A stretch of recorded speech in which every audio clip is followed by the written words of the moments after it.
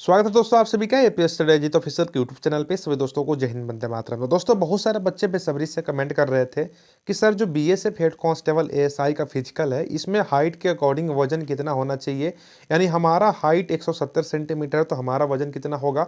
बहुत सारे बच्चों ने मैसेज करा सर मेरा हाइट 175 सेंटीमीटर तो मेरा वजन कितना होगा। तो दोस्तों आज के इस वीडियो में बताने वाले हैं कि जो बीएसएफ हेड कांस्टेबल का फिजिकल है इसमें आपकी हाइट के अकॉर्डिंग कितना वजन होगा ताकि आप इसमें फिजिकल पास कर जाएं। अगर आपका वजन कम है, अगर आपका वजन अधिक है तो क्या आपको फिजिकल से बाहर कर दिया जाएगा या पास कर दिया जाएगा। आज की इस वीडियो में आप सभी को बिल्कुल कंप्लीट जानकारी स्टेप बाय स्टेप बताने वाले हैं। और बहुत सारे बच्चों का कमेंट आया सर इसमें कौन कौन सी डॉक्यूमेंट लेकर जाने हैं। तो दोस्तों आज की इस वीडियो में आप सभी को बिल्कुल कंप्लीट जानकारी स्टेप बाय स्टेप बताने वाले हैं। लेकिन दोस्तों उससे पहले एक छोटी सी रिक्वेस्ट है, अगर आप चैनल पर नए हैं तो प्लीज चैनल को सब्सक्राइब कर ले। जो नीचे रेड कलर का बटन है उस पर क्लिक करके चैनल को सब्सक्राइब कर ले, तो साइड में एक बेल का आइकन है उससे बजा लें ताकि आपको जितने भी अपडेट हो बीएसएफ का सभी अपडेट आपको पल पल मिलता रहे। चलिए वीडियो को कंटिन्यू करते हैं। तो दोस्तों जैसे कि आप स्क्रीन पर देख पा रहे हैं मैंने यहाँ पे एक इमेज लिया है ताकि मैं आप सभी को बिल्कुल अच्छे तरीके से समझा सकूं कि आप सभी के हाइट के अकॉर्डिंग, एज के अकॉर्डिंग आप सभी का वजन कितना होना चाहिए। तो दोस्तों आपको क्या करना है, बीच वाले पोर्शन को आप सभी को इग्नोर कर देना है क्योंकि यहाँ पे 15 से 17 साल के बीच में एज बताई गई है।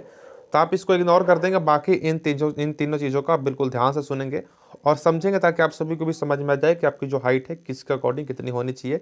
तो दोस्तों अगर बात करें, अगर आपका हाइट 159 से 165 सेंटीमीटर के बीच में है और जो आपका एज है 18 से 22 साल के बीच में है, तो जो आपका वजन है 51 से 55 केजी के बीच में होना चाहिए। इस बात को आप ध्यान रखेंगे तो आप मेडिकल फिट माने जाएंगे। अगर आपका एज 23 से 27 साल है तो जो आपका वजन है 55 से 59 केजी होना चाहिए। अगर आपका एज 28 से 32 साल है तो आपका जो वजन है 59 से यहाँ पे 63 केजी होना चाहिए। आप इस बात को ध्यान से समझेंगे। उसके बाद दोस्तों बात करें, अगर आपका हाइट 166 से 171 सेंटीमीटर के बीच में है, अगर आपका एज 18 से 22 साल के बीच में है तो जो आपका वजन होना चाहिए 56 से 59 केजी आप सभी का वजन होना चाहिए। अगर आपका एज 23 से 27 साल है तो जो आपका वजन है 60 से 64 केजी होना चाहिए। अगर आपका एज 28 से 32 साल है तो आपका जो वजन है 63 से 66 केजी होना चाहिए।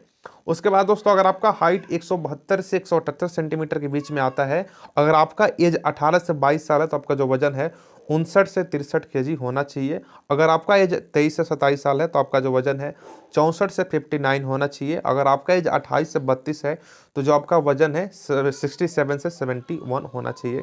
अगर आपका हाइट 169 से 183 सेंटीमीटर के बीच में है और आपका वजन आपका एज 18 से 22 साल है तो जो आपका वजन है वो 64 से 66 सेंटीमीटर 66 केजी होना चाहिए। अगर आपका एज 23 से 27 है तो आपका जो वजन है 69 से 72 केजी होना चाहिए। अगर आपका एज 28 से 32 साल के बीच में तो आपका वजन है 72 से 74 केजी होना चाहिए। अगर आपका हाइट 184 से 185 सेंटीमीटर के बीच में है तो जो आपका वजन है वो 67 से 68 केजी होना चाहिए 18 से 22 वाले उम्र के। अगर आपका उम्र 23 से 27 साल है तो आपका जो वजन है 83 से 74 सेंटीमीटर होना चाहिए। अगर आपका एज 28 से 32 साल है और आपका हाइट 184 से 185 सेंटीमीटर है तो जो आपका वजन है वो 75 केजी होना चाहिए। दोस्तों मैंने आपको बिल्कुल आसान तरीके से समझा दिया है, आप इसका स्क्रीनशॉट लेकर आप इस तरीके से मैच कर सकते हैं किस वाले एज के लिए कितनी यहाँ पे होनी चाहिए। आप एक बार इसका स्क्रीनशॉट ले लें, फिर मैं आगे आपके लिए बताता हूँ कि आपको कौन कौन से डॉक्यूमेंट लेकर जाना है। तो आप इसका स्क्रीनशॉट ले सकते हैं, आपने स्क्रीनशॉट ले लिया होगा। और दोस्तों बात करते हैं सबसे मोस्ट इंपॉर्टेंट डॉक्यूमेंट कौन सी आपके पास फिजिकल के समय कौन कौन सी डॉक्यूमेंट होनी चाहिए।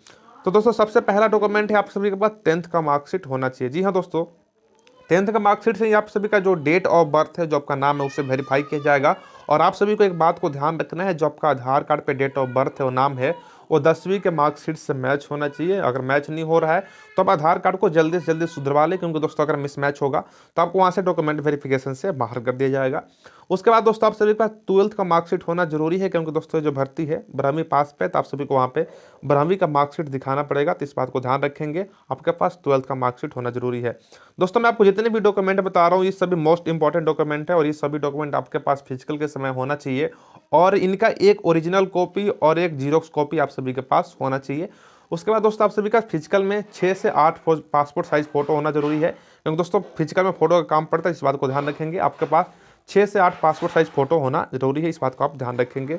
उसके बाद दोस्तों आपके पास driving licence, Aadhaar card, voter ID card, PAN card में से कोई एक डॉक्यूमेंट आपको फिजिकल के समय लेकर जाना ही है।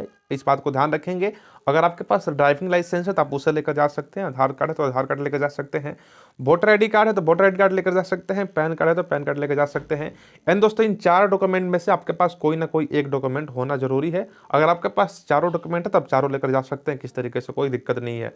उसके बाद दोस्तों सबसे बड़ा पॉइंट है यहाँ पे caste certificate SC ST OBC के लिए। जी हाँ दोस्तों, अगर आप SC ST OBC से में फॉर्म अप्लाई किए हैं तो आपके पास सेंट्रल लेवल का कास्ट सर्टिफिकेट होना चाहिए। डॉक्यूमेंट वेरिफिकेशन में आपसे मांगा जाएगा, तो आप सभी इस बात को ध्यान रखेंगे। जितने भी हमारे SC ST OBC के कैंडिडेट हैं उनके पास सेंट्रल का कास्ट सर्टिफिकेट होना चाहिए। और बहुत सारे बच्चों के मन में डाउट आएगा ये कितने दिन पुराना होना चाहिए। तो देखिए दोस्तों, कास्ट कोई चेंज नहीं करते हैं, मुझे पता है जो ये कास्ट है वही कास्ट रहेगा।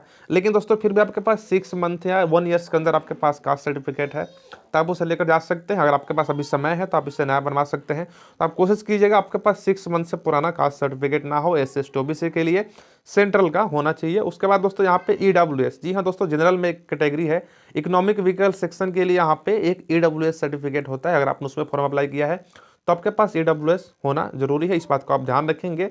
उसके बाद दोस्तों आपको एप्लीकेशन फॉर्म का प्रिंट कॉपी लेकर जाना है। उसके बाद दोस्तों आपके पास डोमिसाइल सर्टिफिकेट होना चाहिए। जी हाँ दोस्तों, बहुत सारे बच्चे डोमिसाइल में कंफ्यूज हो जाते हैं, डोमिसाइल क्या है। तो दोस्तों डोमिसाइल का मतलब होता है मूल निवास प्रमाण पत्र। आप जिस भी राज्य से हैं उस राज्य के आपके पास एक मूल निवास प्रमाण पत्र होना चाहिए। तो दोस्तों ये है कंप्लीट जानकारी जो मैंने आपको बिल्कुल स्टेप बाय स्टेप बता दिया है। आपको हाइट के अकॉर्डिंग आपका वजन कितना होना चाहिए, एज के अकॉर्डिंग आप सभी का वजन कितना होना चाहिए, आपने बिल्कुल अच्छे तरीके से समझ लिया होगा। दोस्तों हमारा ये प्रयास कैसा लगा कमेंट बॉक्स में जरूर बताएं। चैनल पर नए हैं तो प्लीज़ चैनल को सब्सक्राइब कर लें और इस वीडियो को प्लीज़ अधिक से अधिक शेयर करें ताकि जो भी बच्चे बेसब्री से इंतजार कर रहे थे उनके पास ये वीडियो जाए और अभी अपना फिजिकल के लिए जो कंप्लीट तैयारी है उसे कंप्लीट करके अपना फिजिकल के लिए जाए। मिलते हैं नए वीडियो में किसी नई अपडेट के साथ, तब तक के लिए जय हिंद, जय भारत, वंदे मातरम।